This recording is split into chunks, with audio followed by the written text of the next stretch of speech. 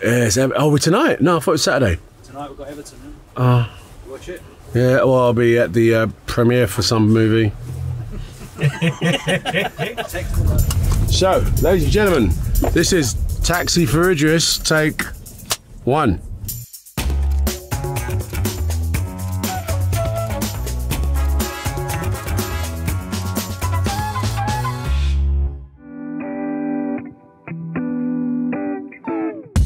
Central London, when I was a kid, was like this sort of like magic land. It's like, you're gonna go out West End, yeah? West End is, you know, I come from the East End, and going to West London, which is essentially the centre of London, was like a treat. It was big, it was special. It was the home of Piccadilly Circus. It was the home of Oxford Street, Carnaby Street, Covent Garden. And now, I'm not gonna lie, you know, even when I come up to this part of the world now, I still feel a little bit of that tingle excitement, especially in theatre district, to come out to see a show, and it's still quite exciting.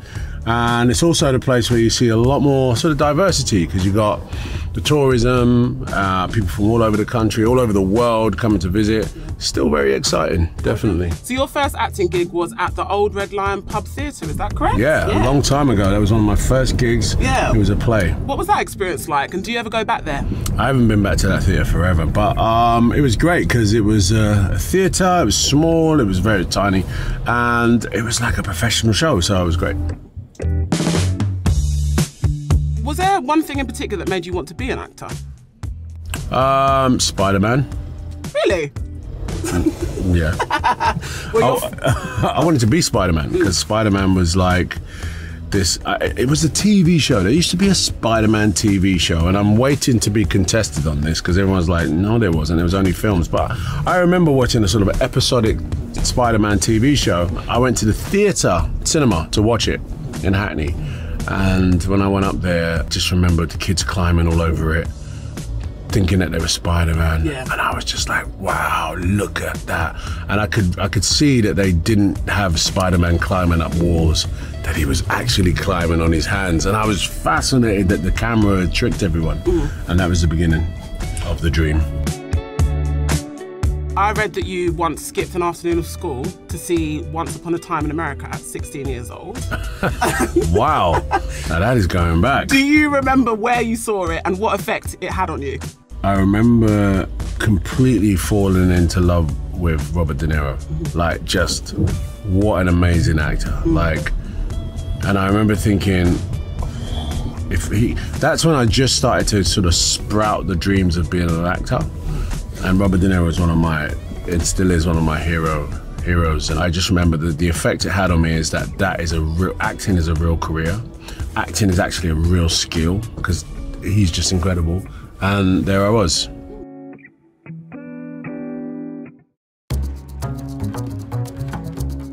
So let's talk about the film, Luther the Fallen Son. One of the most poignant scenes in the film is that incredibly tense scene in Piccadilly Circus. Can you talk us through your experiences of that scene? How much of it was on location? Go, go, go, go. Well, all of that sequence on Piccadilly Circus was shot at Piccadilly Circus. We shot it over 3 or 4 nights. Ladies and gentlemen, this is Piccadilly Circus. If you pan to your left a little bit, even more, you'll see a cameraman. But beyond the cameraman is the place where Luther first meets David Roby.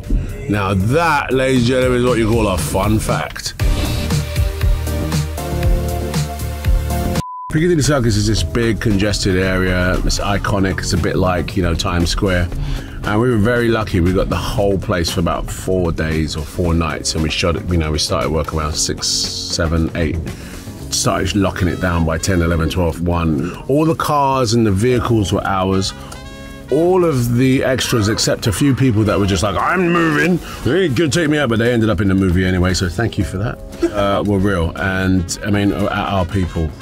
It was cold, it was long, it was hard, it was repetitive, but it was iconic. It's, you know, it's shooting in one of the, you know, most iconic places in London, and we had it all. Okay, just relax. Stop. It's over now, all right? Why would you say that? It's just about to get started. Are there any places in London that you specifically associate with Luther?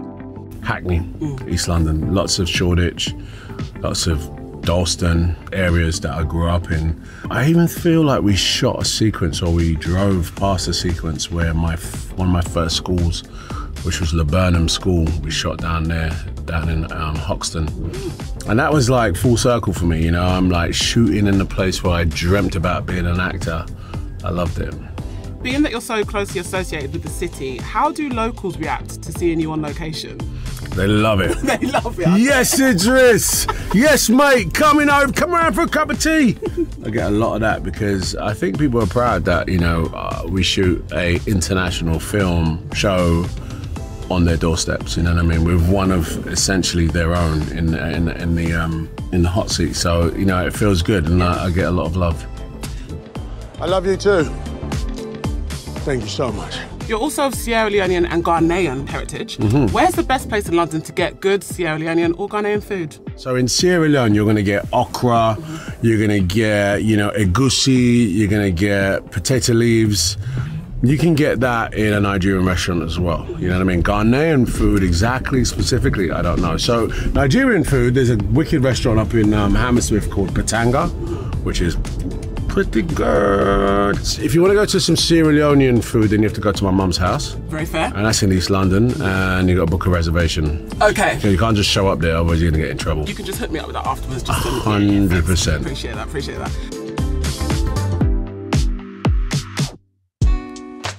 Along with acting, music has always been a big part of your life. Now, I know you DJ'd at Harry and Meghan's wedding, which is the ultimate gig, I think, but is there anywhere in London you remember from your days of DJing at pirate radio stations?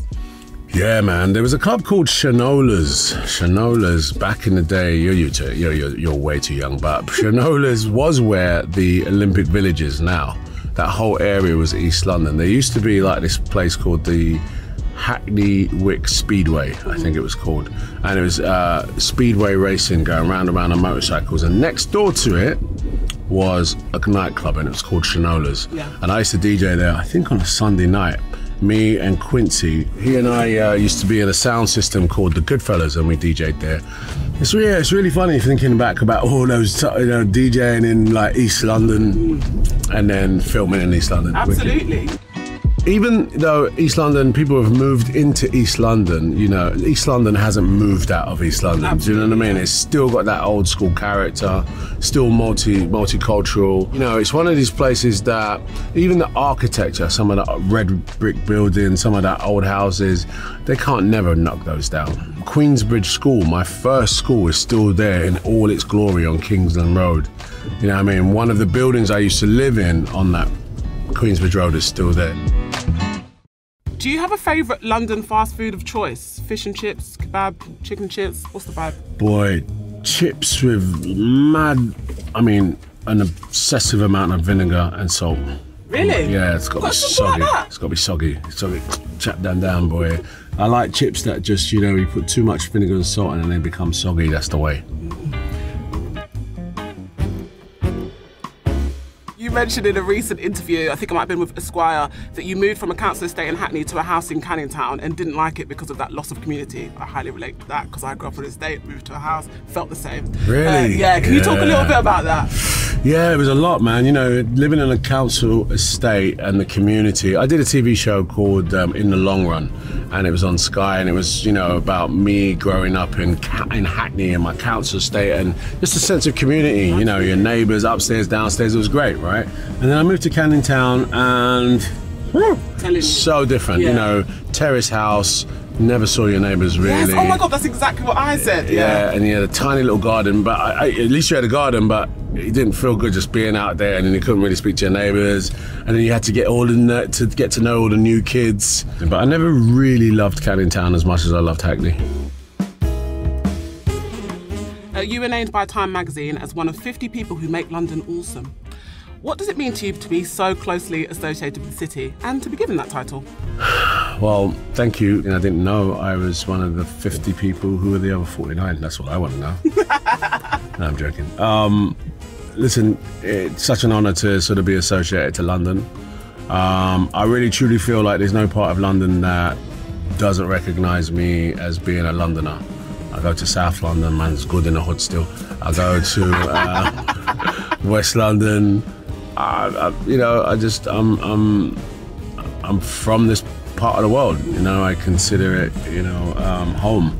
But it means a lot to me to sort of think that my contribution as just a regular Joe that comes from Hackney that ended up on TV is now part of what is considered a London staple, you know what I mean? That makes me feel very happy. Absolutely.